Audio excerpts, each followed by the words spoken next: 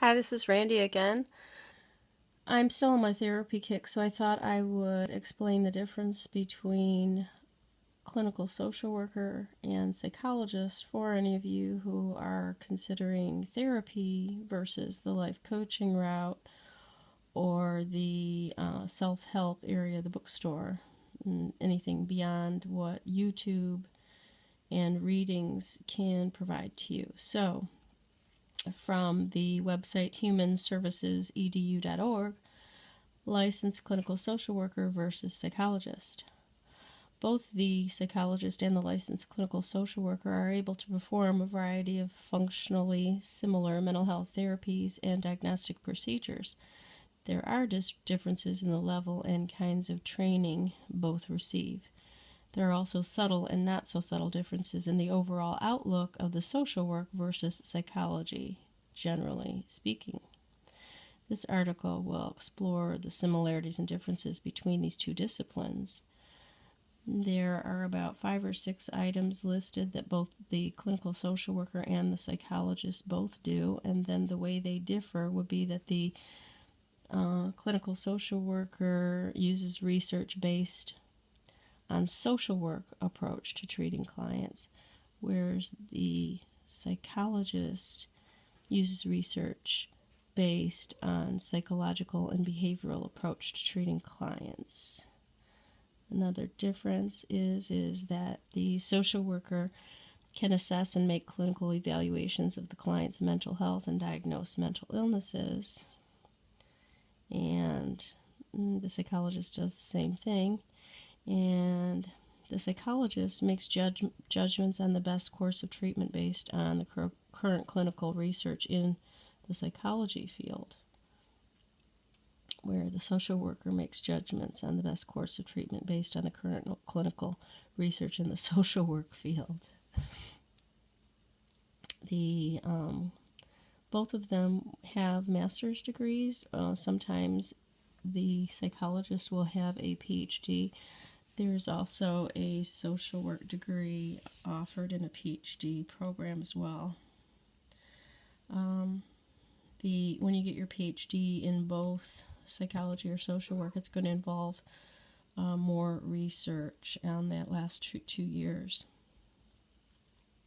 So the social worker practices a type of mental health therapy that is strength-based, meaning that they work with the client to find out what strong natural skills and talents the client possesses, that they can be used as a launching point to tackle issues causing hardship in the individual's life. The social work framework for mental health therapy is very holistic. It will take into account not only the individual client's emotional and psychological makeup, but also societal and environmental factors that can impact the well-being of the client. The process begins with an assessment. Once the inventory is taken, they work with the client to create a series of steps that can yield immediate, tangible results in their life by building upon strengths that they have and changing relationships or views on perceived weaknesses and challenges. The psychologist, on the other hand,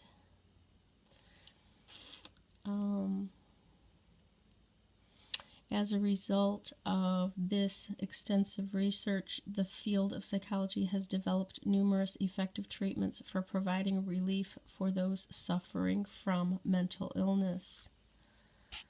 Many professionals in psychology work with clients in a cognitive behavioral method wherein they try and get the client to change thinking through behaviors, as well as changing behaviors through new methods of thinking. Psychology as a whole is an internalized discipline in that it works almost exclusively with the individual and their internal psychology. This is one of the chief differences between psychology and social work. Psychology is a discipline that has been working on the study of mental processes and behavioral patterns of human beings for over 100 years. No other mental health discipline can lay claim to such an extensive investigation of the human psyche and this longevity is one of the primary reasons the field of psychology is held in such high esteem in society in general. As part of the evolution of psychology, a set of strict ethical guidelines have been created with confidentiality, considered a pillar of psychology ethics that all practitioners must adhere to. This set of ethical principles is enforced through board certification. Continuing professional development is usually required. Psychologists undergo rigorous training during their education and must complete thousands of hours of supervised practice in order to become licensed to practice on their own. As such, when someone goes to a psychologist, they can be assured that a high standard of ethics, professionalism, and confidentiality will be shown to the psychologist. They also will be benefiting from more than 100 years of research and crafting of ethics standards.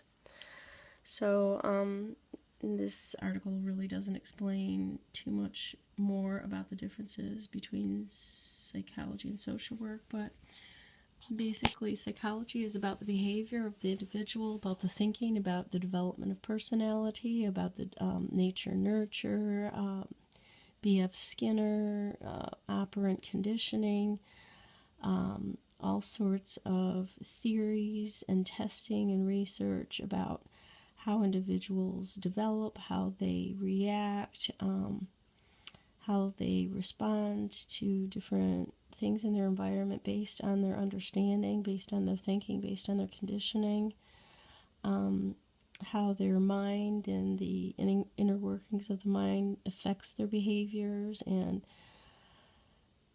how their behaviors affect the environment and consequences of their behaviors, that kind of thing. Social work is a little bit more focused on the whole person, how they function in their family, how they function in the workplace, how they get along as a member of society, how they function in the community, the different effects of these different pieces of the pie on them as a person. It isn't as individually based. It's more based on kind of society. That's why it's called social work. Social workers usually know more about what kind of different kinds of resources and referrals to make. They know about what kind of things, places in the community that you'd send somebody to for other kinds of assistance. Whereas psychology it's a deeper, it's more about getting into that psyche, the psychological workings of the mind, understanding how it was founded, how it was laid out, and how you're responding, about coping skills, and that kind of stuff. So I just wanted to explain it a little bit. Most people probably already knew that, but therapist is a therapist to some people. Some people still don't know the difference between a psychiatrist and a psychologist, let alone the social worker and the psychologist, because you may see either one of these in a therapeutic setting. There's also a licensed practical counselor, I think, and to tell you the truth, I don't have a clue what their training or education is based on.